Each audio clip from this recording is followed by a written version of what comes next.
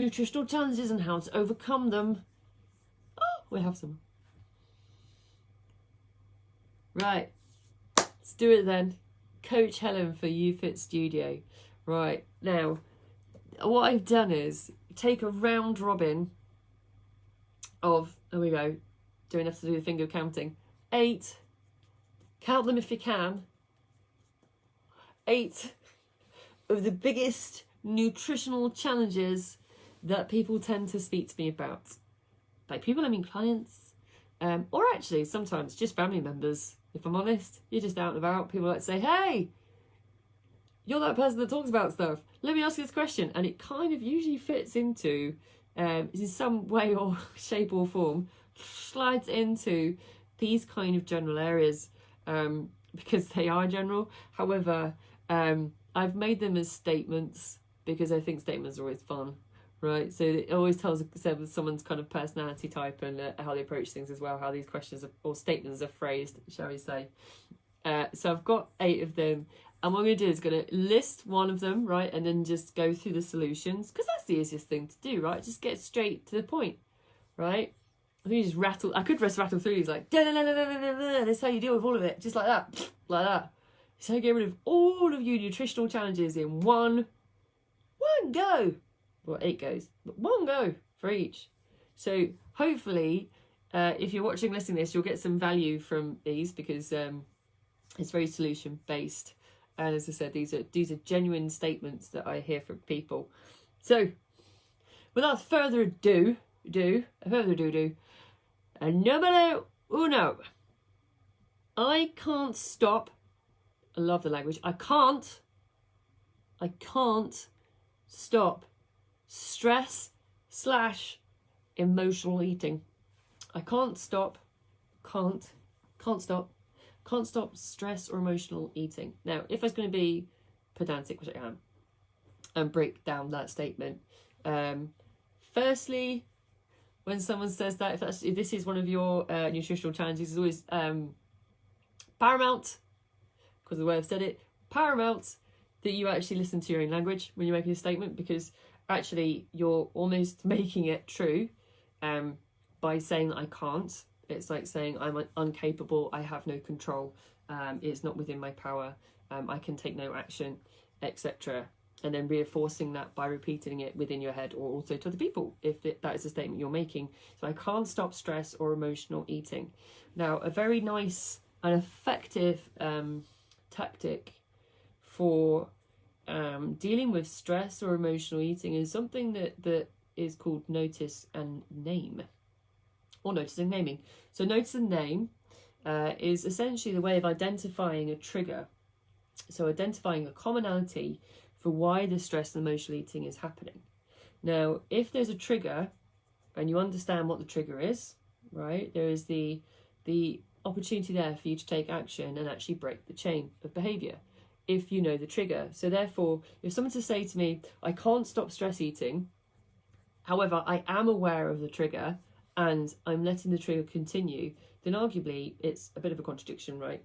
In the nicest possible, quite harsh way of being a nutritional coach, sometimes when somebody says, I can't stop stress eating, well, actually you can.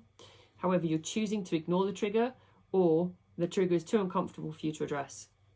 Hey, Kate, what time do you call this? And Rita, Rita, let you get away with it. Kate, not so much. 7 minutes past, friend. I'm full steam. Full steam. I'm saying that, listen to this one, Kate. I can't, as a statement, I can't stop stress eating, Helen. I can't stop emotional eating. Well, yes, you can, if you know what your trigger is. Now, I'm not saying you can avoid the trigger, although actually, that's also true. You can actually avoid a trigger once you know what it is. But actually, the notice and name process is a way of breaking the chain of your behaviours. So if you know, for example, hey, Emma.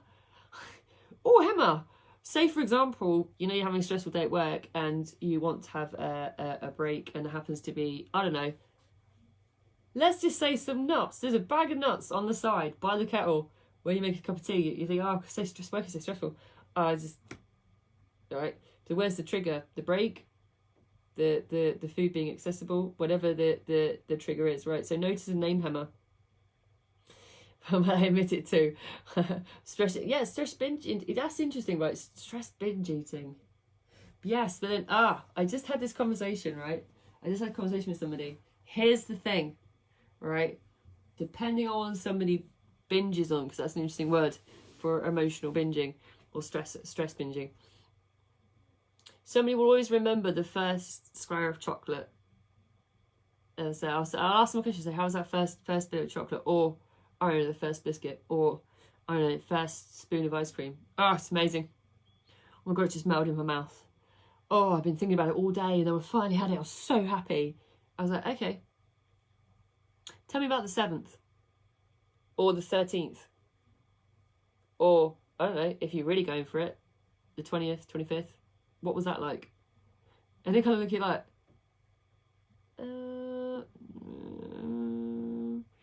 because somewhere in the process, it stopped actually being pleasurable. It stopped giving you what you were looking for from that first bite or that first taste, right? So the first one, yes, it has value, right? It has value. It gives you everything you're looking for. It makes you feel good. That first mouthful makes you feel amazing. The 7th, nobody can describe to me ever, because they've switched off from engaging in the food. It's become, Kate, I think you called it mindless. Mindless versus mindful eating, which I did do live one, didn't I? Mindless versus mindful eating, because actually the value in the moment is diminished exponentially, actually, by the time somebody usually finishes something, because at the end, at that point, I think it becomes a mission in finishing whatever they've opened over actually comforting themselves. That actually, I think Kate's saying on the old Book of Face that it's like self-punishment. If it's a conscious choice to do that, that's something slightly different, I would say.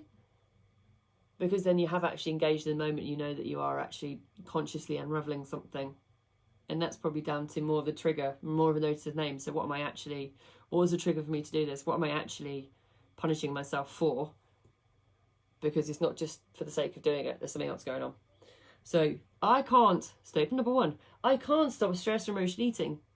There are methods of doing it. They are successful. Like everything else, they take practice. Owen, what's your I feel like I'm doing a role play. Hi, new client. What's your nutritional challenge? Well, Coach Helen, I don't plan meals. Did I like that? That's made me feel a bit weird. I don't plan meals. It's okay. I've talked about this before. It doesn't have to be complicated. It doesn't have to be elaborate. It uses the continuum again, which I've talked about from 0 to 10, right? So 0 being, don't do any, and 10 being, I've Tupperwared my life into compartments, and I know all my lids as well, where they all live. Who knows that? People do, not me. Did anybody else have that thing where you have all the same looking like Tupperware boxes from takeaway, but slightly different fitting lids? It's like I think that would be my personal hell. I think if I went, if this was where I had to end up, I think someone would give me 1,000 Tupperware boxes and then 2,000 mismatched lids, and then get me to put them on with a slightly off. So you got 3 corners on, but the 4th one don't match. That would be my personal hell. Just letting everyone know now, that would actually be my personal hell. Like, can't find a lid. Sorry, went off beam. However, not everyone is able to find a lid for their Tupperware and do that incessantly 10 out of 10 times, right? So I don't plan meals where you there's a statement, someone say, what's your biggest change? I don't plan meals. Okay, well, let's see what planning meals means to you, because planning meals might mean to me just having a vague idea if you're having 3 meals a day, whereas a client might perceive that planning meals means that. It means that I must know every single thing all the way through the week and have a really great shopping list and have everything down in the right compartments and everything. And that's not necessarily the case, because like everything, it's a small improvement. So if it's really 0 now, just start by writing down a shopping list so you know what you're getting, don't even know what the meals are. Just start with that, because I don't know how many clients I've worked with over the years who literally have gone into supermarkets not even know what they're going to eat. They just go up and down the aisles. Like quite a few clients have told me over the years, I just do the zigzag. I see something, I'll just go, oh, I'll have that, but no idea how it's all going to go together. Like, even starting with something simple like a shopping list is adequate enough to say you're planning a meal. That's 2. So 1, 2, 3. I eat too quickly. Ooh. Now, we could talk about slow eating for the whole life. I'm not, because I've done it already. I've talked about it a lot. The thing is that we can always go back and find it. I don't know where it is. This is like 201, by the way, episodes. Ta-da!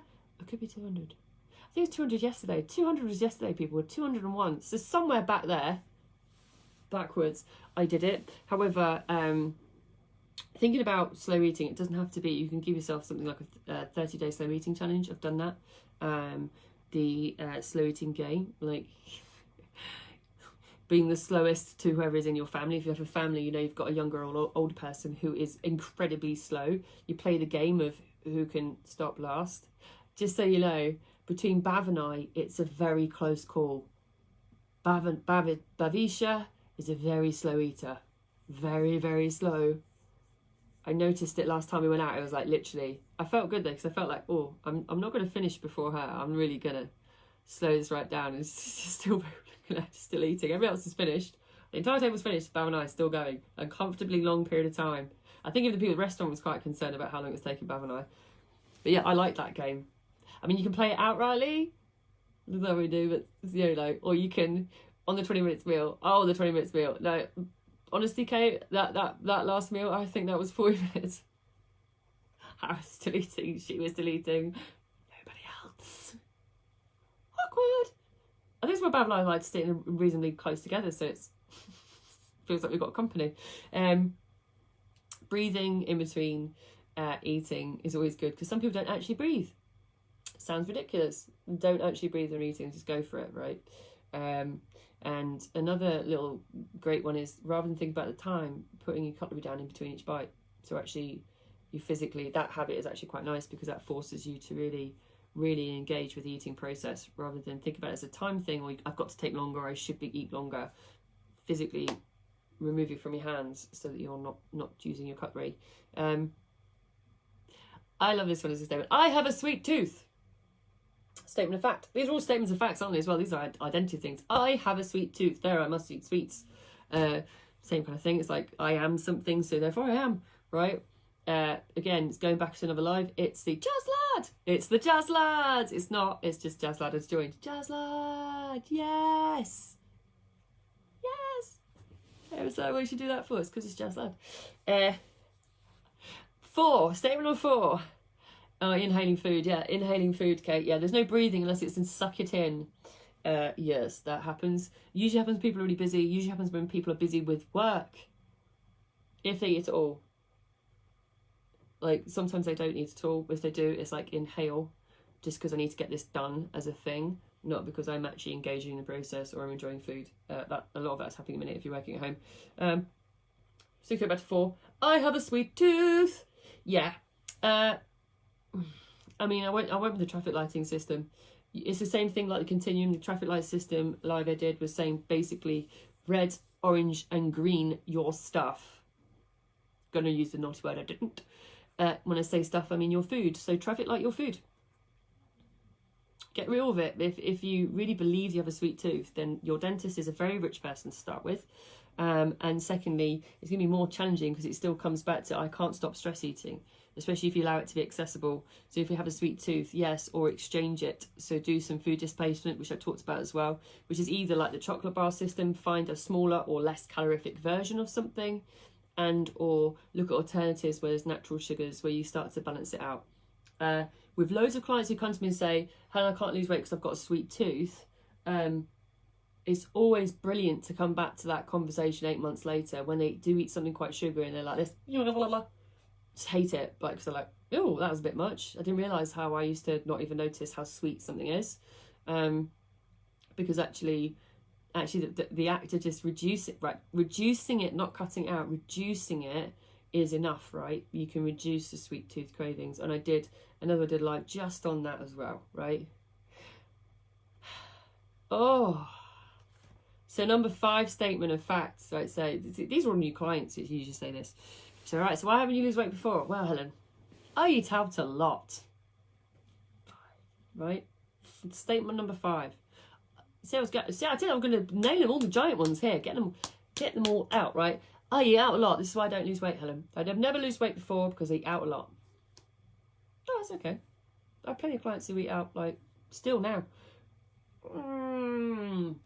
3 or 4 times a week, including lunch. I'm not talking about evenings, I'm talking lunch, maybe brunch, breakfast, dinner. Maybe including weekends. Yeah, some not. Plenty of clients who do that, right? Various different reasons, work or play, right? They can afford to do it, they have the flexibility to do it, so they're going to do it. They work long, hard hours, and they play as hard as well, and therefore they eat out a lot.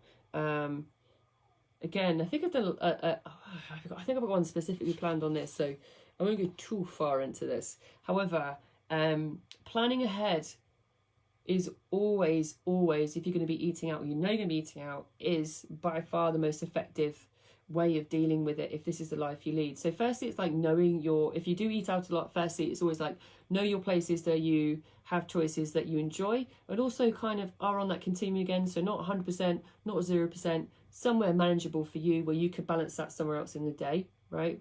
You would want to be thinking, avoiding some words on a menu. Guys, avoid some words, because anything that says cream of, or usually actually they lie when they say grilled these days. Grilled fish is never grilled, it's always fried, isn't it? Fried is a clear one, not always. There's a few other buzzwords. Breaded is always one you think, always read between the lines of what it means when it says on the menu a word as a description, because if you learn how to read a menu, you know how to see where the most calories are going to be. If someone eats out a lot, you'll be used to seeing it. Let's be honest, there seems to be a spat of putting calories on a menu, and that seems to go back out the window some point, probably beginning of this year. So when we went back out to eat out to help out, the calories seem to disappear off a menu. Funny that. However, so it's not always as straightforward to say, oh, this is how many calories is in something. Actually, now I'm finding that clients are like, God, I couldn't find the menus. The calories I was going through the internet, because the restaurant or the company, if it's a chain, are now putting it on the internet, which makes it harder to find, right? So learn how to read between the lines of the menu. There's some buzzwords on there. You go, no, thank you. No, thank you very much. Calorific, right? It's not time to get through it. When you're murdering all the nutritional challenges in the whole world, it takes some time, doesn't it? Right. 6. I eat larger portions. All right. Hi, new client. Why is it? Oh, wait, I'm the wrong one. Hey, new client. Why is it that you're not losing weight? Well, Helen, I eat large portions. I just always portions are large. I did a whole live on that as well, and if you are working with this, you will know what specifically your palm portions are. We're getting more technical with it now, and actually very much on the current challenge we're doing, the D1S we're doing at the minute. That's very bespoke, very effective. They've already been on it for like 4 days. They're all like this. Woo! Yeah, they're all quite full. They're all losing weight. They're all losing very bespoke palm portions, right? That we've designed specifically for them, and we've designed them in acknowledgement of the current climate wind and how active they really are and what exercise they're doing. So knowing your own palm portions is really important, and we can start clients with a base, but it's always quite bespoke at the end of the day. And going back to learning how to eat slowly, yeah, you can still have a large portion, but if you're really, really engaging and putting your calorie down, everyone's like, as a marker of this, by the way, I talked about this once before, I've not talked about it again. If everybody notices when they're eating a really large meal, they go, that breath out is when that is the marker, people. If you want to be mindful rather than mindless eating, and that goes for stress or emotional eating or binge eating, the breath out is a sign. Because if you take a breath back in and keep going, that's when you've consciously chosen to keep going, right? That's your body going, will you stop, please? I've lost all ability to breathe. My oxygen's gone. All right? Right, 7. Almost home free, guys. I don't have time to prepare meals. Right, this is a relatively simple one. It's still on the continuum. How many meals are you trying to prepare? How big is the meal? Does a meal for you mean a physical meal, or can it mean a super shake of some description where it has nutritionally everything, not just water, and actually covers all bases? Does time mean you think you're doing it 3 times a day? What does time mean? So you've got to break down what that actually means as a statement. And that's what I'll do with the clients. So if you don't have time, what time do you have? And what and where can it be in the day? Is there a perception it's meant to be like MasterChef with the Tupperware boxes again? Or in reality, is there time there? It's just understanding it doesn't have to be super flashy, right? Or if you, and anyway, I said the other day, if you don't have time to prepare meals, buy them. They're not that expensive, and there's some really healthy options out there.